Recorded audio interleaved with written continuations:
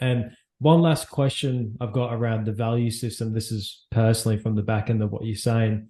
Yep. In a relationship dynamic, do you think it's important to have two people that have relatable values or different values? Like, what do you think that is for relationships?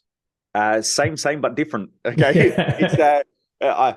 I love that quote from Thailand, right? I love when I've traveled through Thailand before, and they go, it's the same but different.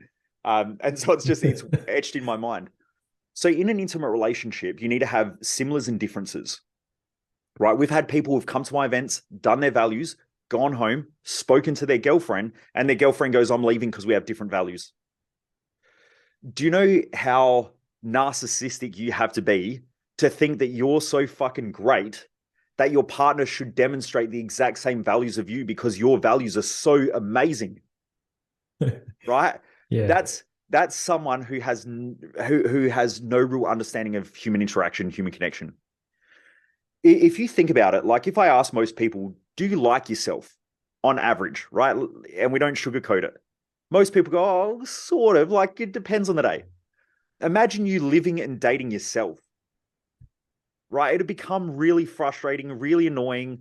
It'd also be probably easy sometimes, but it's also really frustrating. And how would you learn? Anything in nature that doesn't grow dies. So we have to keep learning and we have to keep growing and adapting. The aging process forces us to do that. Children will force you to do that. Businesses will force you to do that. We've got to keep growing, right? So an intimate relationship is about two individuals that have enough similar values to connect on, but enough differences to keep things interesting and also to learn from each other. Because the understanding of true love is balance and symmetry. Passion, if you look at the etymology or the history of the word passion, it means to suffer. And people suffer in a passionate relationship because they only see one side of the individual.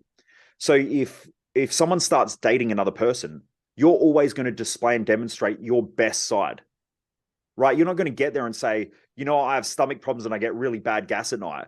That's not like first date material. But when you start living with Yeah. that person, you start to realize that's them, right? And so you start to see as time goes on, the passion starts to die off because the truth starts to display itself of who the person really is.